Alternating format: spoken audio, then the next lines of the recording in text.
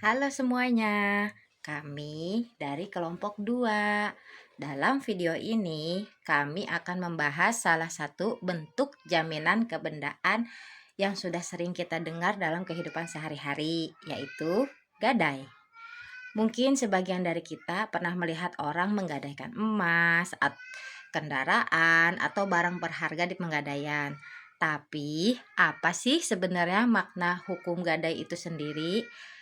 Nah, menurut pasal 1150 Kitab Undang-Undang Hukum Perdata, gadai adalah suatu hak yang diperoleh oleh seorang berpiutang atas suatu benda bergerak yang diserahkan kepadanya oleh seorang berhutang yang memberikan kekuasaan kepada si berpiutang untuk mengambil pelunasan dari benda tersebut lebih dahulu daripada kreditur lainnya.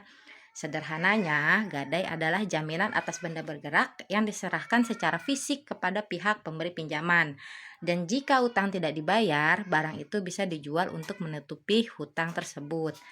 Nah, sekian dari saya, akan dilanjutkan oleh rekan saya. Silahkan. Dalam praktiknya, gadai melibatkan dua pihak utama. Yang pertama, ada pihak pemberi gadai yang artinya adalah pihak yang menyerahkan barang sebagai jaminan hutang, dan yang kedua adalah pemberi gadai yang artinya pihak yang memberikan pinjaman uang dan yang menerima barang sebagai jaminan. Tempat pelaksanaan gadai bisa dilakukan secara pribadi antar individu, misalnya seperti teman atau keluarga, dan juga bisa dilakukan melalui lembaga resmi seperti Pegadaian. Di Indonesia, Pegadaian menjadi lembaga yang paling dikenal karena bergerak khusus di bidang gadai. Dasar hukum tentang pegadaian itu ada dalam Peraturan Pemerintah Nomor 103 Tahun 2000 tentang Perusahaan Umum Pegadaian, yang menjelaskan bahwa pegadaian memiliki peran sosial dan ekonomi dalam membantu masyarakat. Assalamualaikum warahmatullahi wabarakatuh. Jadi saya akan membawakan materi pertemuan keempat, kapan gadai dilakukan dan dasar hukumnya. Nah, kalau bicara soal kapan gadai dilakukan, jawabannya adalah ketika seorang membutuhkan dana tunai dan memiliki barang bergerak yang bisa dijadikan jaminan. Ada pula contohnya, ketika seorang membutuhkan uang untuk keperluan mendesak, dia bisa menggadaikan perhiasan elektronik atau kendaraan. Secara hukum, gadai diatur dalam beberapa peraturan penting, antara lain 1. KUHP Perdata pasal 1150 dan 1160 yang menjadi dasar utama gadai di Indonesia. 2. Peraturan pemerintah nomor 13 tahun 2008 tentang Perum Pegadaian. 3. Peraturan Otoritas Jasa Keuangan atau OJK nomor 31 POJK nomor 5 tahun 2016 tentang usaha pegadaian. Dan untuk nomor 4, ada juga sistem syariah diatur dalam Fatwa Dewan Syariah Nasional MUI nomor 25 tahun 2022 tentang ran atau gadai syariah. Dari sini kita bisa bahwa hukum gadai sudah berkembang di Indonesia sejak zaman kolonial sampai sistem modern yang sesuai dengan prinsip ekonomi syariah. Sekian dan terima kasih.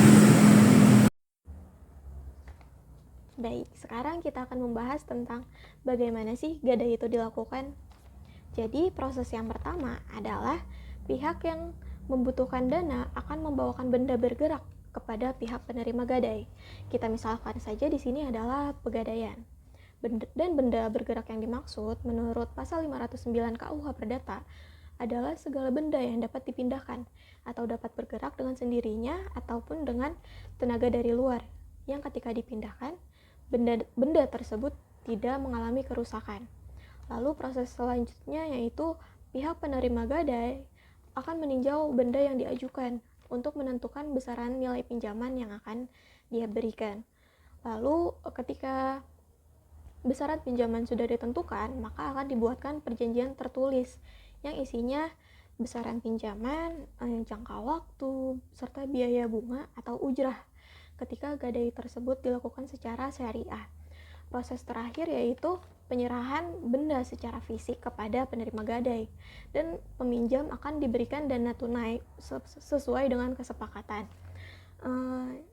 Jika sampai jangka waktu yang ditentukan si peminjam dapat melunasi utang tersebut, maka benda akan dikembalikan kepada pemiliknya. Namun jika sampai jangka waktu sudah ditentukan si peminjam tidak dapat melunasi utangnya, maka benda tersebut berhak dijadikan barang lelang dan hasil lelang tersebut akan digunakan untuk melunasi sisa pinjaman yang tidak dapat dilunasi oleh peminjam. Namun jika sisa utangnya sudah tertutup, lalu masih ada sisa hasil lelang, maka sisa tersebut akan dikembalikan kepada si peminjam. Terakhir, kita bahas tentang kelebihan dan kekurangan sistem gadai. Kelebihannya yaitu pertama, prosesnya cepat, kedua, tidak perlu adanya jaminan tambahan, ketiga, barang tetap milik pemberi gadai selama utang belum jatuh tempo, dan yang terakhir, memberi kepastian hukum yang jelas bagi kedua pihak. Namun, dalam sistem ini ada kekurangannya atau kelemahannya, yaitu gadai hanya berlaku untuk benda bergerak. Jika tidak bisa untuk tanah ataupun sertifikat. Selain itu, nilai pinjaman biasanya lebih kecil dari nilai barang. Dan kalau gagal bayar, barang bisa dilelang sehingga pemilik kehilangan kepemilikan atas barang yang digadaikan tersebut. Kesimpulannya, gadai merupakan instrumen penting dalam hukum jaminan di Indonesia yang berfungsi untuk memberikan perlindungan hukum sekaligus membantu masyarakat dalam memenuhi kebutuhan ekonomi. Sekian video dari kami, semoga penjelasan ini bisa menambah wawasan kalian. Terima kasih, sampai jumpa.